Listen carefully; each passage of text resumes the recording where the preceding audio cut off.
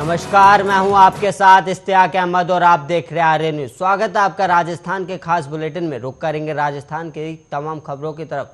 राजस्थान में शिक्षकों के लिए राजस्थान अध्यापक पात्रता परीक्षा 2 पारियों में कड़ी सुरक्षा व्यवस्था के बीच हुई और इस आयोजित की गई। और हालांकि इस दौरान कल अलवर जिले के एक परीक्षा केंद्र पर पहली पारी की परीक्षा में देरी होने पर उम्मीदवारों ने आपत्ति जताई और प्रदर्शन शुरू कर दिया और साथ ही परीक्षा को बॉयकॉट करने के लिए नारे भी लगाए गए।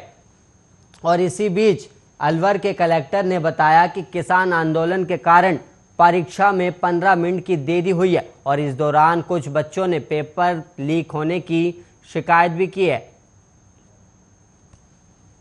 और वहीं उन्होंने परीक्षा का बहिष्कार भी किया। और अलवर के कलेक्टर नन्नूमल पहाड़ियों ने बताया कि वो दूसरे बच्चों को भी उकसाकर बाहर लेकर आए और पहला पेपर फिर से लिया जाएगा। जिन बच्चों ने पेपर लीक होने की अफवाह फैलाई है उनके खिलाफ कार्रवाई की जाएगी। और वहीं कलेक्टर ने यह भी कहा कि कोई नकल नहीं हुई है, ये लोग माहौल खराब कर रहे हैं। और वहीं आपको बता दें कि राजस्थान माध्यमिक शिक्षा बोर्ड द्वारा आयोजित परीक्षा के लिए राज्य के सभी 33 जिलों में कुल 3,993 परीक्षा केंद्र बनाए गए थे और परीक्षा 2 पारियों में आयोजित की गई थी। और इस परीक्षा के लिए 16,51,000 उम्मीदवारों ने पंजीकरण करवाया था।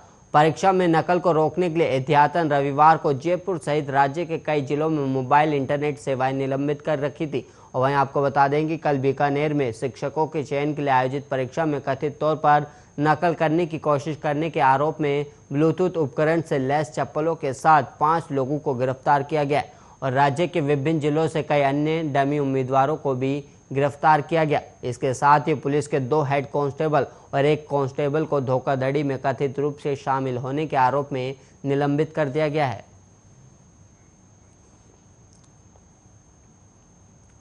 और वहीं राजस्थान शिक्षक पात्रता परीक्षा के 3 उम्मीदवारों सहित 5 लोगों को रविवार को परीक्षा से पहले गिरफ्तार कर लिया गया था, क्योंकि अभ्यर्थियों को ब्लूटूथ डिवाइस के साथ चप्पल पहने पाया गया था। और राज्य में रविवार को कड़ी सुरक्षा व्यवस्था के बीच परीक्षा आयोजित की गई।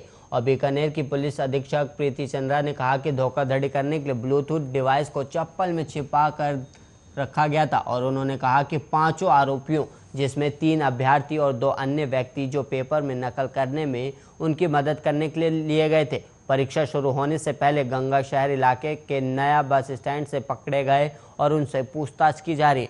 और उनके कब्जे से mobile SIM card, Bluetooth device और अन्य उपकरण बरामद किए गए। राजस्थान माध्यमिक शिक्षा बोर्ड की ओर से आयोजित रीट परीक्षा में नकल से पूर्व एक परीक्षार्थी को पुलिस ने पकड़ लिया और पुलिस ने उसके कब्जे से चप्पल में छुपी ब्लूटूथ डिवाइस को जब्त कर आरोपी को हिरासत में ले लिया।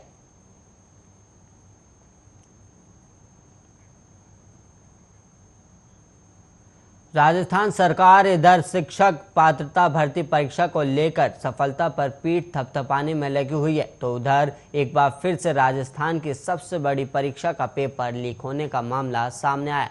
और परीक्षा कल रविवार को 10 बजे शुरू होनी थी और 8:32 पर राजस्थान पुलिस के 2 कांस्टेबल के मोबाइल पर पेपर आ गया, जिनकी पत्नियां एग्जाम दे रही थी। और पुलिस ने ऐसी 4 महिलाओं को पकड़ा है जिनके पास परीक्षा से पहले ही पेपर आ चुका था। और इनमें से एक कांस्टेबल की पत्नी है और एक हेड कांस्टेबल की पत्नी है। सरकार ने दोनों ही पुलिसकर्मियों को निलंबित कर दिया। राजस्थान के सवाई माधोपुर के गंगापुर सिटी में ये गड़बड़ी सामने आई और दोनों पुलिसकर्मी पत्नियों के लिए प्रश्न पत्र के इंतजाम में लगे हुए थे और साथ ही देर रात तक कुल 8 लोगों को हिरासत में लिया गया। और वहीं एसओजी के एडीजी अशोक राठौड़ ने बताया कि पेपर लीक के मास्टरमाइंड को जयपुर से देर रात गिरफ्तार भी किया गया और पेपर लीक करवाने के गिरोह के एक सरगना देशराज के मोबाइल से मिले नंबरों के आधार पर ही पेपर लीक कांड का खुलासा हुआ। पिछले दिनों वो 15 लाख रुपए में सौदा करते हुए गिरफ्तार भी किया गया था।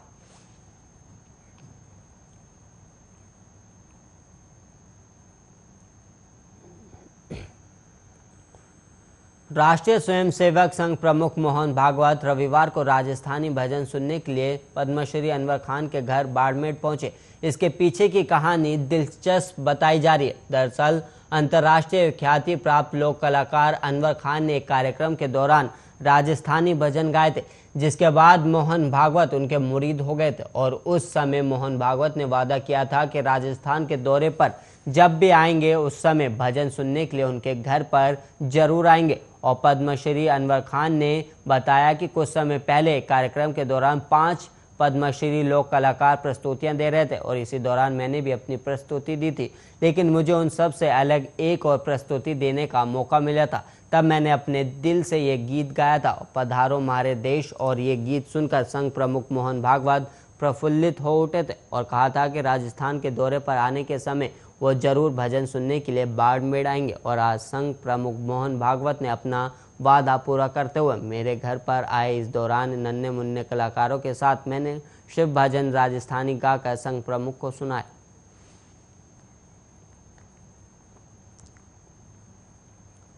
राजस्थान के मुख्यमंत्री अशोक गहलोत के भाई अग्रसेन गहलोत को प्रवर्तन निदेशालय ने समन भेजा है और समन भेजकर उनको आज सोमवार को पूछताछ के लिए बुलाया जाएगा और जयपुर बुलाया गया। और वहीं आपको बता दें कि अग्रसेन गहलोत पर सब्सिडी वाले उर्वरक का कथित अवैध निर्यात करने का आरोप है और पिछले साल परिवर्तन ईडी ने कथित उर्वरक घोटाले के मामले में अग्रसेन गहलोत से जुड़े कई ठिकानों पर छापेमारी भी की थी और अग्रसेन गहलोत के घर और प्रतिष्ठानों पर मनी लॉन्ड्रिंग के तहत 22 जुलाई 2020 को छापेमारी की गई थी और ईडी ने तब भी उनको समन किया था, लेकिन तब अग्रसेन गहलोत पूछताछ के लिए उपस्थित नहीं हुए थे।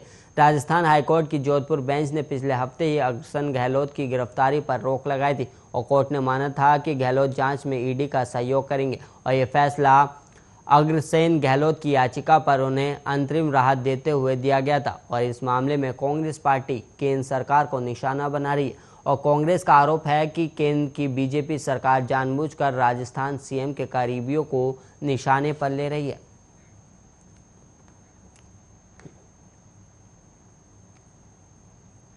जयपुर के बस्सी इलाके में 60 वर्षीय महिला का अपहरण कर गैंगरेप के बाद हत्या का मामला सामने आया और वहीं आपको बता दें कि आरोपियों ने बुजुर्ग महिला का सिर और चेहरा पत्थरों से कुचलकर हत्या कर दी और वहीं बदमाशों ने महिला के शव को निर्वस्त्र हालत में नाले में फेंक दिया और शनिवार देर शाम से लापता हुई महिला का शव रविवार को बरामद हुआ है और इसके बाद बांसखो के रहने वाले 65 वर्षीय पति की तरफ से बस्सी थाने में हत्या, अपहरण, दुष्कर्म और सबूत मिटाने के लिए शव को छिपाने का मुकदमा दर्ज करवाया गया और पुलिस ने अंदेशा जताया है कि वारदात में 2 और इससे ज़्यादा लोग शामिल हो सकते हैं। और 60 वर्षीय महिला बस्सी रिको एरिया में प्लाईवुड बनाने वाली एक फैक्ट्री में काम करती थी और शनिवार शाम करीब 6 बजे वो फैक्ट्री से घर जाने के लिए निकली थी और देर रात तक वो घर नहीं पहुंची। तब उसके पति और अन्य परिजनों ने महिला के साथ काम करने वाले लोगों से बातचीत की, लेकिन कुछ पता नहीं चला। इसके बाद रविवार को भी महिला घर नहीं पहुंची। तब सुबह करीब 11 बजे महिला का पति बस्सी थाने पहुंचा और गुमशुदगी की रिपोर्ट दर्ज करवाई।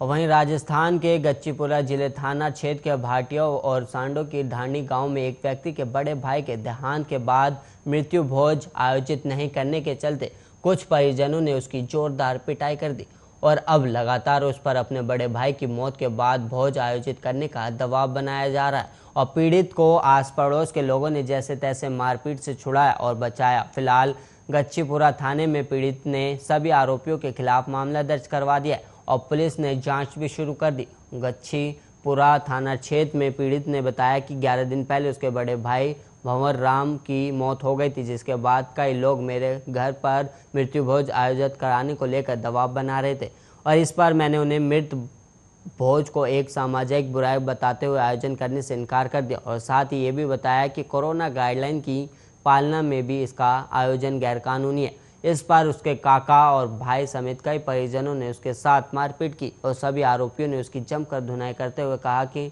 मृत्यु भोज तो हर हाल में आयोजित करना ही पड़ेगा।